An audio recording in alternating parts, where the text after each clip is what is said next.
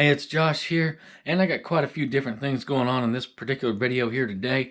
We got Jacob building the custom manifold for that SXR 800 engine going into the X2.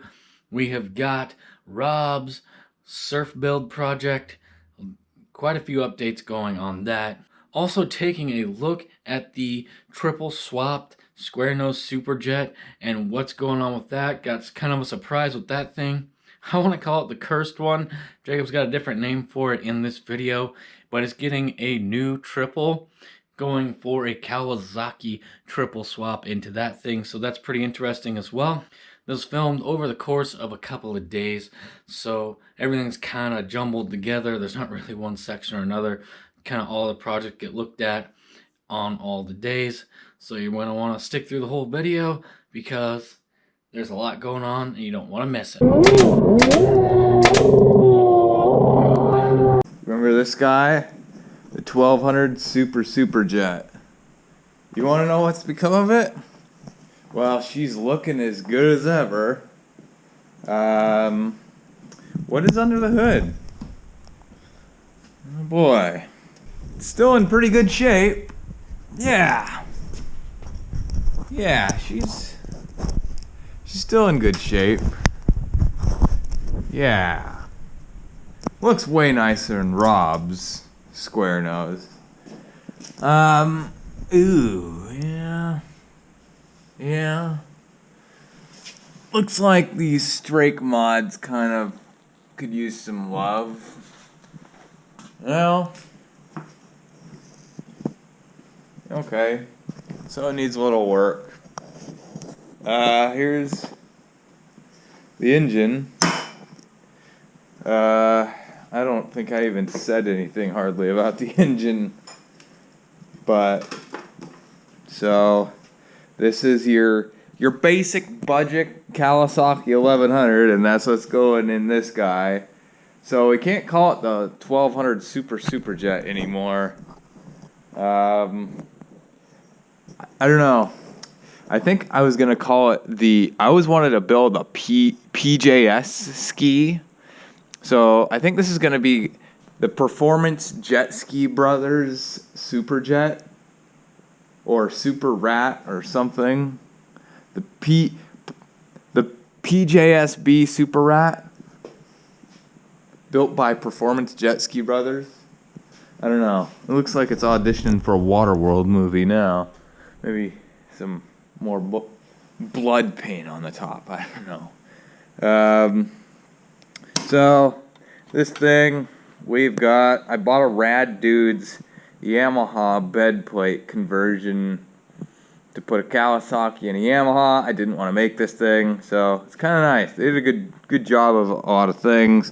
They gave you some handholds on the bottom of the plate. They made it out of 3/8 thick plate, which is thicker than I've always used, so it's got to be pretty hefty. And it's got... The grab handles are nice for picking this thing up. It makes it a lot less awkward. The only thing I would have wished is if they would have put more bolt holes in this thing so you could have more options, but I don't know. They probably didn't think us dinkuses were smart enough to figure out we might want it in a different place than they did.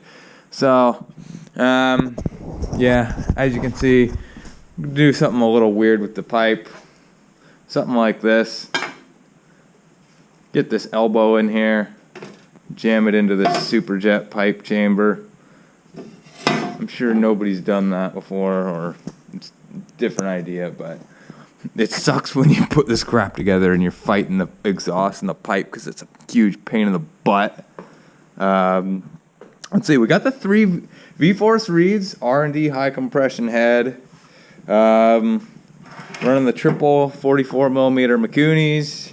This is like an adapter speed plate from Ross, so I need to port match it a little bit still to the manifold, but you get the idea. It's a nice little setup to get some good Mikunis on there, and so hopefully that's going to be the hot setup for this old bird. The dog likes it. Yeah, for the exhaust, we're going to have to make some sort of flange that goes into this guy and then into the chamber. I'll put some water injection thing on there so it doesn't melt this rubber boot. This is what it kind of looks like after smashing the crap out of that V pipe right there. She kind of fits. I'm gonna have to do a little bit of more fudging around with it. Looks good though, huh? That's a battery box that fits around the engine. Really nice. Got room for electronics in the back. Let's see. Goal is to get this guy kind of hooked up. I mean, I'm gonna have to do some weird crap to get this thing to work, but it's like I can even get. Where's my fuel tank? I'll show you. This whole setup is a fuel tank in last setup, but with this fiberglass fuel tank that I made, you can. I'm even doing this with one hand. Check it out, guys. Got plenty of room to get this piece of crap engine in here, and I don't know. I might not use the fiberglass fuel tank. I might. We'll see. But this is how it should be. Man, that is getting me excited. So let's see. Next thing I gotta do, take the mid-shaft carrier bearing, and I'm going to thread it back to wherever it needs to be, and then I'm gonna have I'm gonna use the Kawasaki couplers and screw it together. So, yeah. What do you think of that? Seen anybody do it quite like this before? I'm using the bigger couch engine mounts. I think I'm using GP 1200 engine mounts right here because that's what I had laying around, and they're a little bit bigger and it's hitting on the pipe a little bit, so I'll switch that one out to a superjet one when I have it, and should make the pipe set in there a little better.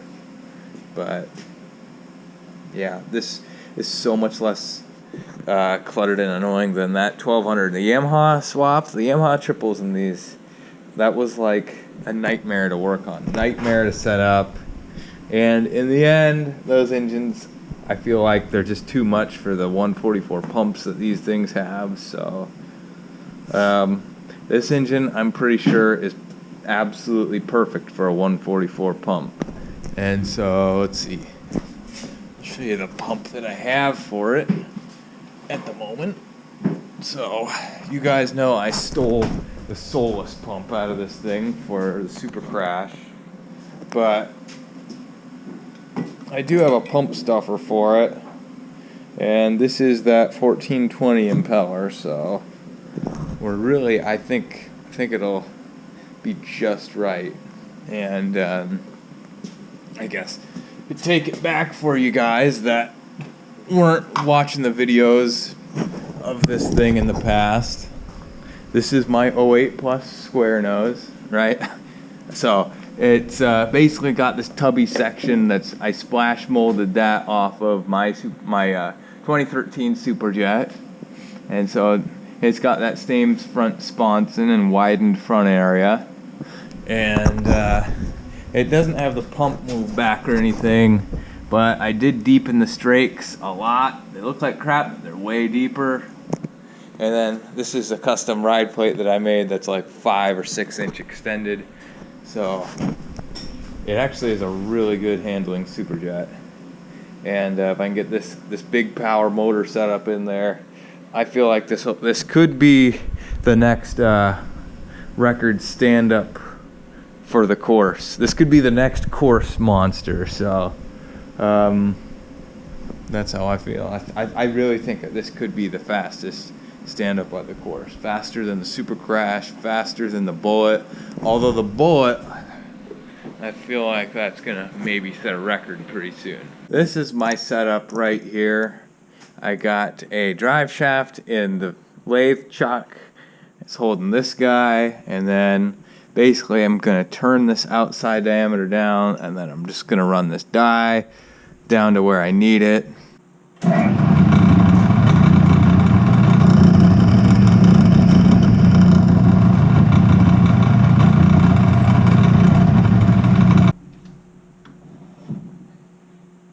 This is actually kind of a hokey lathe, by the way, but so I kind of have to do. I think I might have just insulted Rob, but It's better than nothing. This is better than nothing, and this is what you can do on crap like this. So, yeah, I'm not going to be manufacturing 600 drive shafts on this thing, but it's definitely good for what we use it for. So we'll see if that's enough to get my die started on there. This is actually a little different size than what's already on there. So my eyeball says my outside diameter is close. Go a little smaller. This is not a how-to machine, by the way. If I was doing this kind of crap for my work, I'd be measuring the special outside diameter spec, truing this thing on the center line of blah, blah, blah. But no, I don't have to do that because I'm doing this for me. And, you know, I know this is going to work. So that's what I got to say.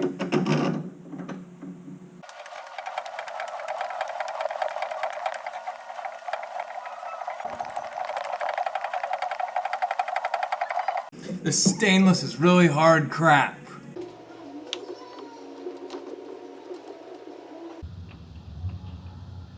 Check this out. Rob's square nose ride plate. He didn't want to like slice his shin open like I got a shin to show you. Rob didn't want to do that, and so these jagged, sharp, skinny edges he filled in. He welded an extra piece of plate into that ride plate, make it extra secure. And this is his $50 trim lever setup. So got matching throttle and brake bicycle levers. And let's see. Give you a show.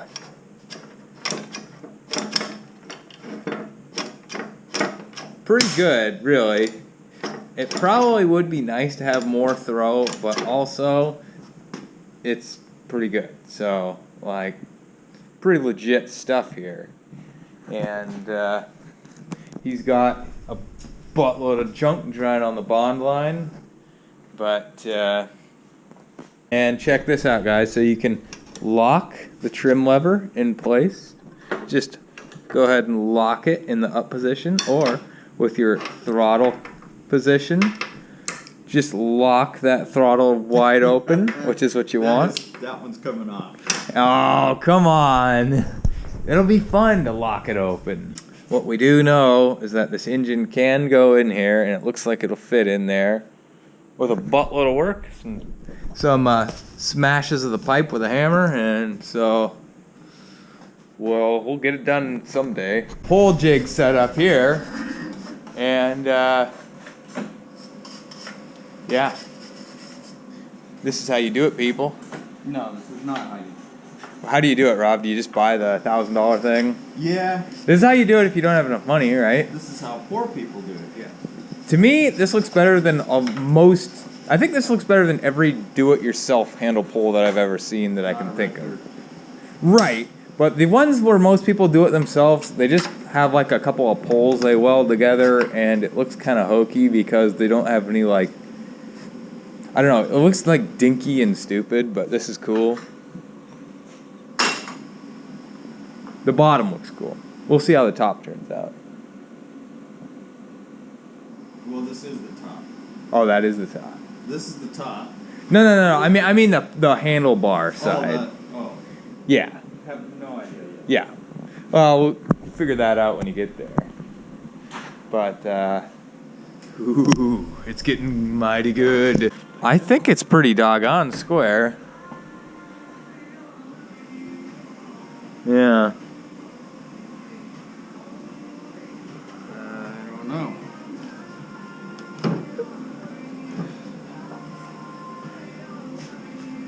I don't know what to measure to. Well, how much slop is there? That's less slop than there is with a stock pole. I don't have any washers in there, but it'll tighten up. Yeah. Well,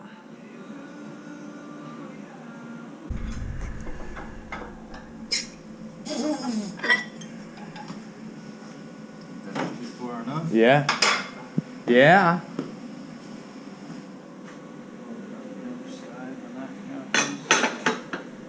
Dude, it's like it was made for it. Yeah? I dig. It'll work. It's going to be plenty strong enough here. I just got to get this figured out, and then all that's going to be Yeah, another day, another challenge. I think you're not going to be worried about breaking it. It's thick pipe, you know? 125 wall thickness on the pipe. 125, quarter inch, half inch, and 3/16. I mean, I really don't think you're going to put enough force on it to bend that. You could maybe tweak it a little bit, but that's about it. That way. Oh man, what's under the hood? So you guys want to see this mess? Holy cow! That's sweet, man. Still a lot to do. Is that an aftermarket head? No. Ford Blue? Yeah. Is this thing got a Ford in it? And then obviously Rob made this fuel tank and then had Chen Ki Bin inspect it for him. So that's, we know it's good because Chen Ki Bin checked it out. So Rob just told me that he's gonna put another resonator in here because he's worried about the one in the tray still being too loud. But you gotta figure 2 resonators, it should be pretty reasonable. But, and you saw the trim nozzle that it had in there. But let me show you the bottom. Rob got the bottom kind of all done, mostly all sanded out. These are for the tank mounts, but yeah, a lot of work on the sanding, but she's done. Does this look like a square nose, people? I think if he fills in this, that'll really hide all of the signs that this was ever a square nose.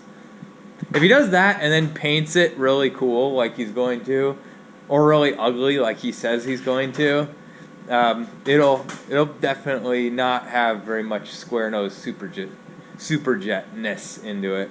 But rad.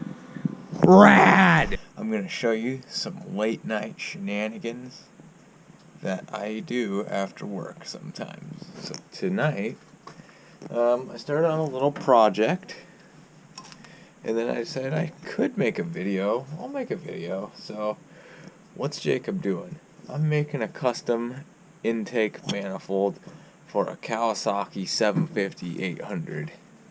So what I got here is I'm partially in the process of I got this aluminum plate that I'm drilling on the drill press here.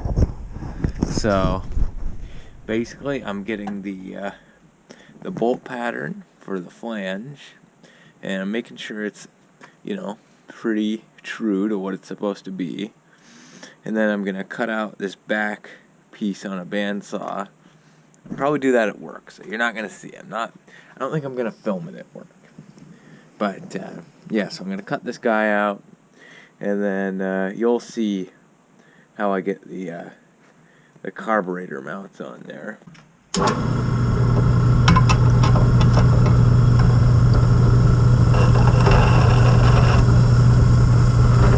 This better be a good camera. This better be a good thing to watch.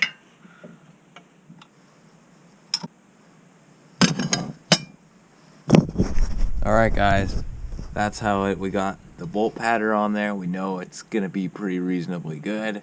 Check it out.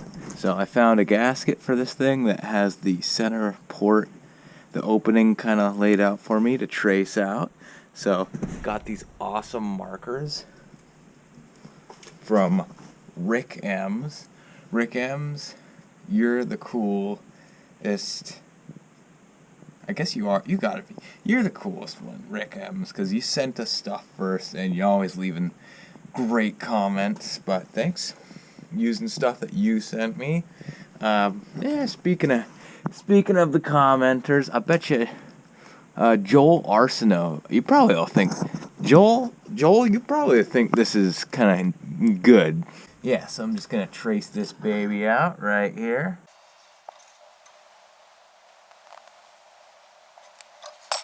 Boom. I gotta somehow get those holes in there, and I'm probably just gonna drill the corners out on this drill press and, you know, punch a bunch of holes in it, and then I'll just have to grind them out.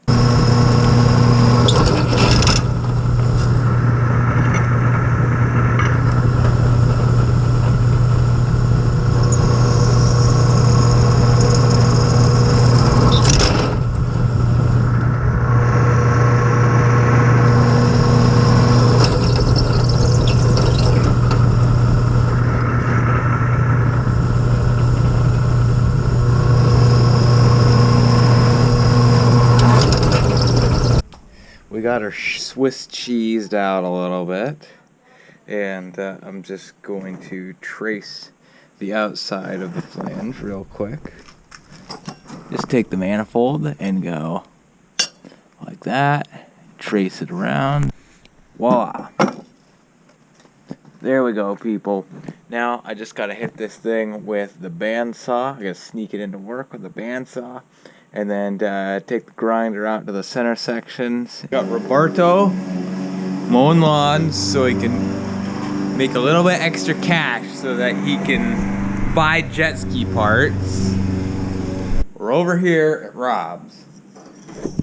We got our flange plate that I cut up already, and we're gonna bandsaw this guy. So this is how we're getting the carby part. Yeah, that's how we're getting the other part. This is some piece of junk intake manifold off of a Tiger Shark, and it's gonna allow me to use the bigger carburetors that I want. So basically I gotta set this bandsaw up, slice the flange off like that, right? Then we weld it onto that. So basically all I had to do is kind of get a jig set up. So we'll slide it against this bar, and so we're going to cut two of these. They should be the same when we do it like that, and then we should have it at the right angle so that it doesn't have the carbs lean way off to the side, either hitting the engine or hitting the side of the ski. So if we do it like that, carburetor's going to go straight up, and it's going to look nice.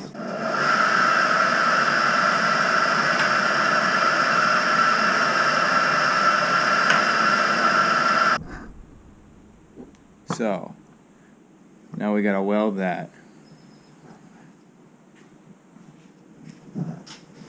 Alright guys, we got it clamped down onto the table.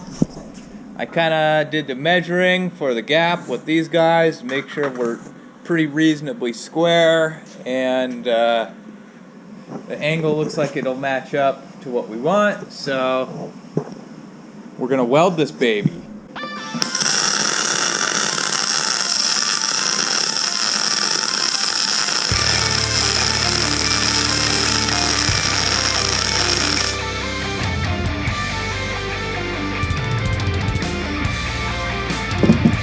Alright, and have a look at that. There we go. Still need a little bit of matching up on the back. Alright. I just wanted to see if it was long enough. Is it long enough? Yep. Oh, good. Actually, perfect. Well, that's pretty sweet. And I see... This is going to be a little...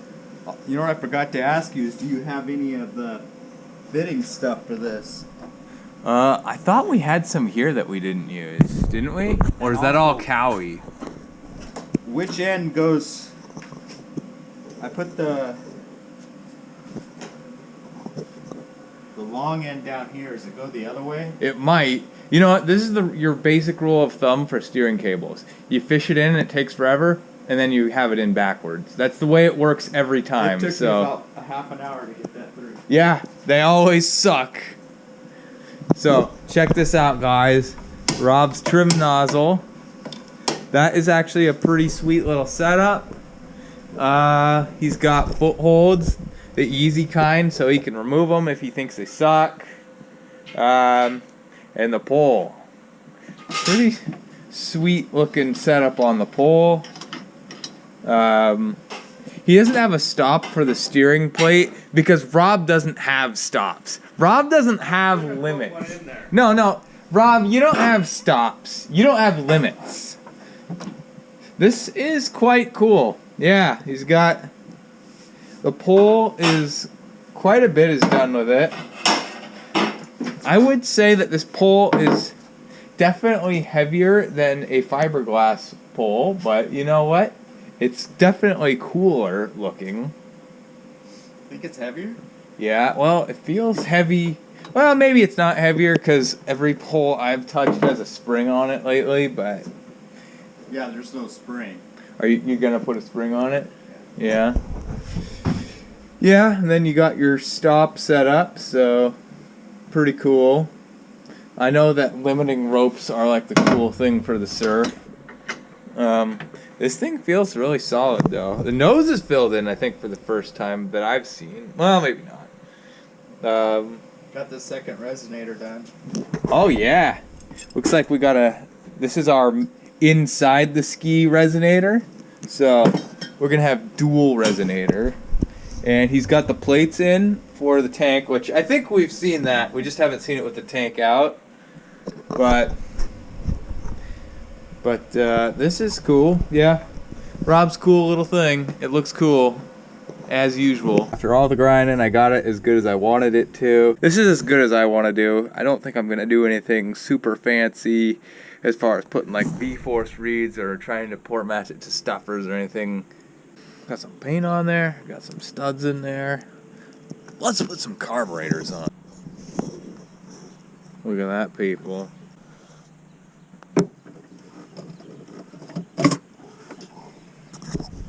Boom. 820 cc's of pure magic. Another day, I'm done. Yep. And what we're gonna say today is It's a wrap. that's a wrap, and it's 1,000% cool of a wrap. Dun dun. Guys.